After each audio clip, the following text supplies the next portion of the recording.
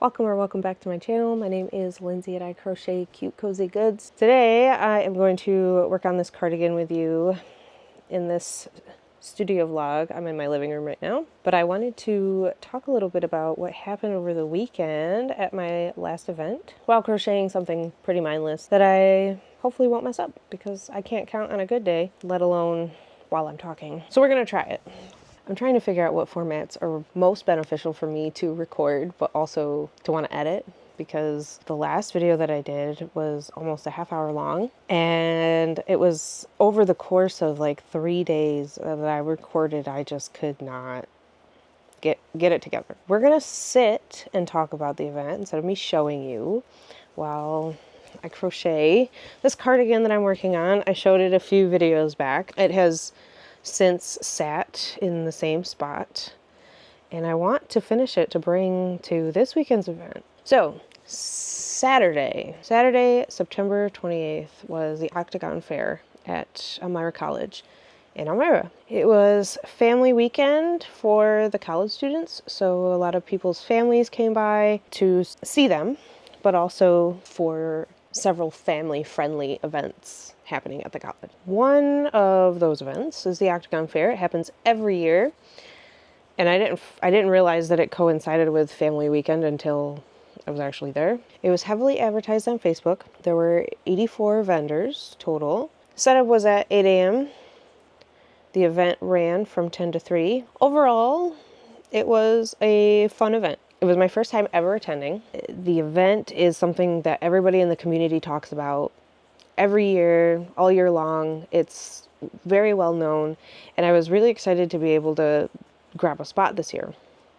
The Elmira College does a couple big events throughout the year. I did their other show, so they have the Octagon Fair in September, and they have the domes, which is like 250 vendors under two huge domes. The college has their tennis court and other stuff, right? I did that last year, and that was kind of a flop. So I was like, well, I don't know if I'll do that again this year, but at least want to try the Octagon Fair because everybody talks about it. I got in right away. I mean, I was waiting for the applications to open, and I applied either the second or third day. I got right in. I got a confirmation email. Hey, you'll be getting more information closer to the event.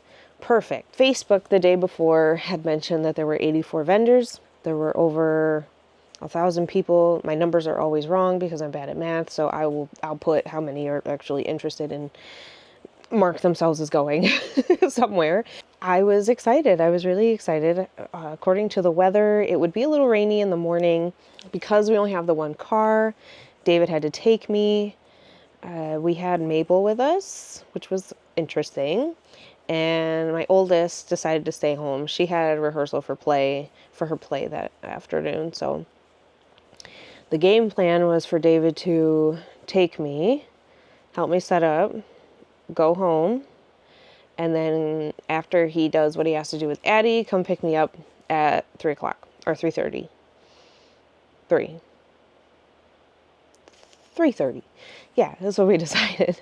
So we got there at 8:15. I was tired. I was excited. I was nervous because we had the baby and we hadn't set up with the baby yet, but she was great. She was wonderful.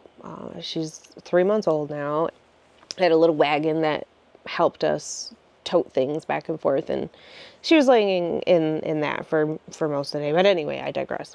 We set up the tent. It seemed like it was a quick and easy process, but by the time we were finished, it was like 9:30, and I'm like, oh my gosh, I still have whips that I have to finish. Work in progresses, for those that don't know what a whip is. I was just trying to get through them.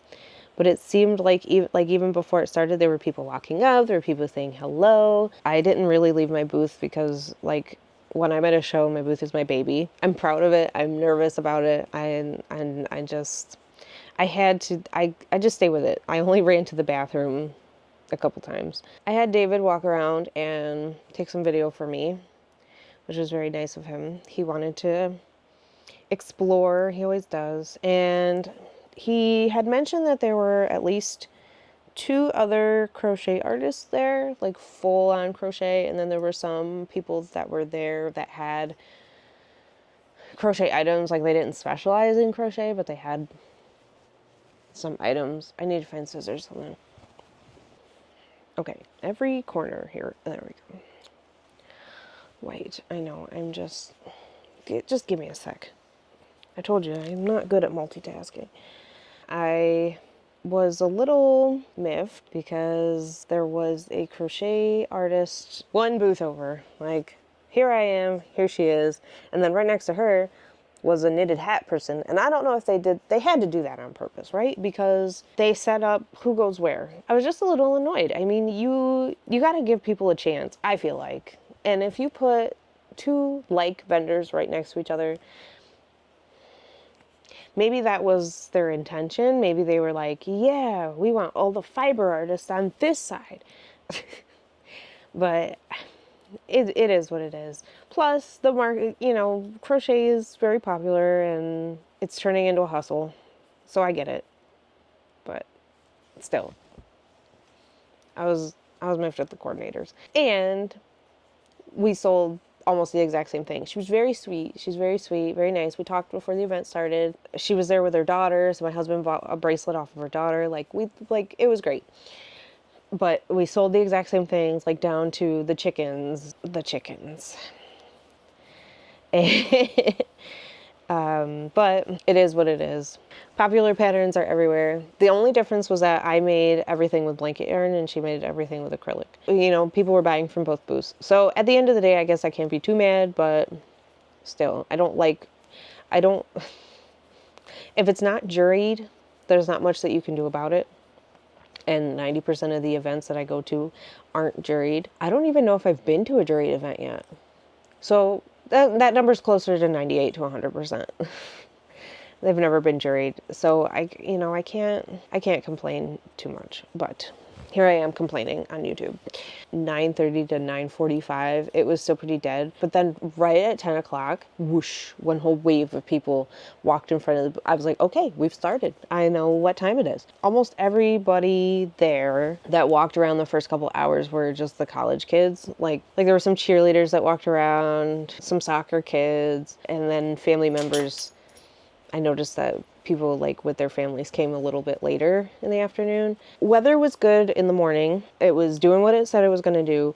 But then we checked radar while we were there and it showed another wave of rain coming. If you do markets, you know that rain will determine 90% of the outcome. Look at me on percentages today. I just can't. After noon, it did die down quite a bit.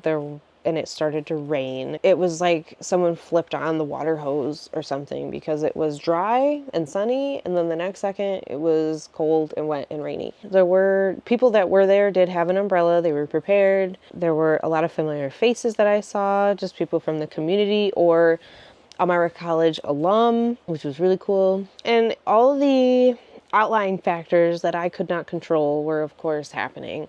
And at this particular event, I had made the decision to try a different item to raffle. If you watched the last video that I had for Harvest, I tried raffling off a blanket. Nobody inquired about it or signed up for it. So I made the decision to raffle off my dragon because so many people commented on him. It was really exciting to see, the hype, but nobody wanted to drop $80 on the dragon. I raffled him for 1 ticket is $2 or 10 tickets for $10. And if you spend over $30, you get an extra ticket. That was really positive. I'm very happy with how that turned out. I had listed the dragon for $80 before the raffle, and I ended up getting $78 in raffle tickets. So I got what I expected, and I'm very happy with that. If I had gotten more, that would have been incredible. But if I had gotten under $50 for him, I was going to be kind of sad because he was worth a lot more than that. It was the same energy with the dragon this weekend as last weekend, but There were more adults there. You know, if the college kid had siblings, like, yeah, there were kids, but it wasn't like Harvest. What I ended up doing was telling people, hey, you know, he's the raffle, to, you know, explaining the tickets. And then I announced the winner on Instagram at 3 o'clock. And then I immediately called the person after I announced it. There were a couple people that had bought, you know, 10 tickets. There were like kids that came over and put in 1 ticket. I did give maybe two or three extra tickets because people spent over $30. And, you know, that got them really excited. Some people bought tickets and then bought items just to get an extra ticket, which was really cool. The response that I got from it was awesome. Would I raffle off an item every event? Probably not. Just because I kept losing track. People would walk up to me and be like, I want to buy a ticket. And I'm like, okay, here. But I don't have the raffle tickets in my Shopify store.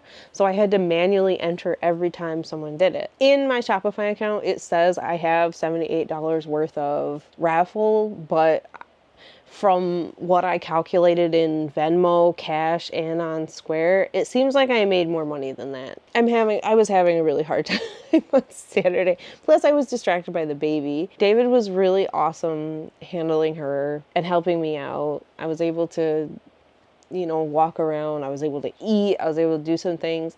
And if he hadn't been there, would it have been the same? Probably. But I digress. Anyway, I just went on a tangent so bad. I stopped crocheting. I got so into that. The dragon. I even told people I can make them custom dragons, which also got people thinking. I, again, pushed my custom order form, just reminding them, you know, with the holidays coming up, I can make something special. Starting the conversation gets people thinking. You might not buy from me now, but keep me in mind. I am local and I hand make everything. That's what I tell them. I had people buying tickets up until 3 o'clock. The person that won, I wish I had recorded their reaction. I almost did. The person that had won was part of the college. They worked at the college. She was directly across from me. They were manning a raffle of their own. So it was kind of cool. She put in and won. Yeah, after 1 o'clock, it was just about dead. I was able to work a little more, like on some whips. I didn't go too crazy. I was tired. I was just tired. The rain and, you know, caring for Mabel. I was hungry. I'm just rambling again. Okay.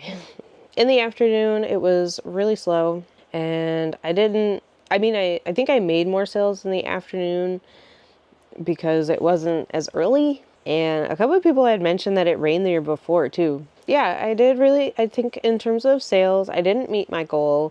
I don't know if I'd be going back, but I also know that there were a lot of outside factors that I could not control that probably affected my sales. The weather always washes out a show. Unless it's inside, that's usually how it goes. If I didn't have the raffle, I would have only made like maybe $100, but I ended with a total of $235.20 after all my Shopify processing fees.